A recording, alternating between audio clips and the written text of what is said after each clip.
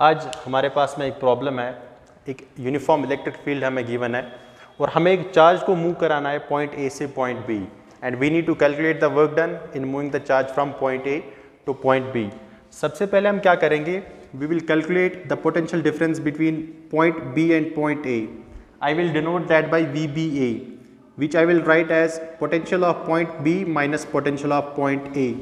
किसी भी electric field में अगर आपको दो पॉइंट्स का पोटेंशियल डिफरेंस फाइंड करना होगा, that is always equal to work done by external agent in moving the charge from point A to point B per unit charge, but external agent should move the charge slowly without change in its kinetic energy. So I will denote that by delta kinetic energy must be equal to 0.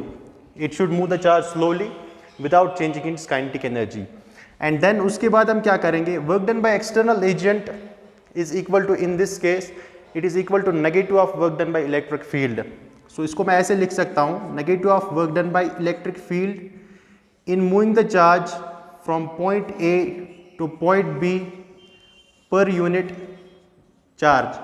ठीक, अब अगर यहाँ पे आपको negative sign पसंद ना हो तो आप क्या कर सकते हो, इनिशियली हम पॉइंट ए से पॉइंट बी चार्ज को मूव करा रहे थे।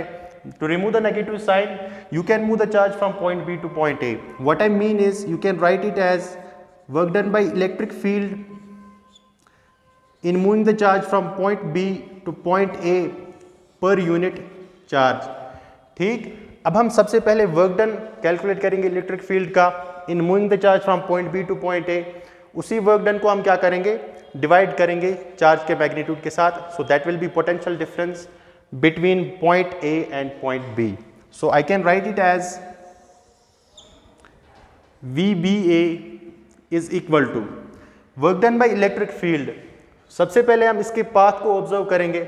अगर आप देखोगे Q0 को हम मूव करा रहे हैं पॉइंट ए से पॉइंट बी, इस इंस्टेंट पे Q0 पे एक चार्ज लगेगा इलेक्ट्रिक फील्ड के कारण विच will B Q0 times E vector. ठीक, हम मूव करा रहे हैं चार्ज को पॉइंट बी से point A, that means displacement इस डायरेक्शन में होगा। अगर आप ध्यान से देखोगे Q0 इंटू ई और डिस्प्लेसमेंट के बीच का जो एंगल है दैट इज 90 डिग्री। कहने का मतलब work done by electric field will be 0।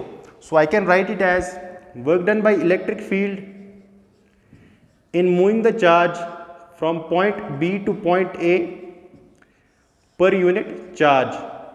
Since अभी मैंने जस्ट मेंशन किया कि फोर्स और डिस्प्लेसमेंट का जो बीच का एंगल है दैट इज 90 डिग्री, तो work done by electric field कितना आएगा, 0 divided by Q0 which is equal to 0। That means point A और पॉइंट बी का जो पोटेंशियल डिफरेंस है that is 0। I can write it as VB minus VA is equal to 0। इसी को हम ऐसे भी लिख सकते हैं, potential of point B is equal to potential of point A.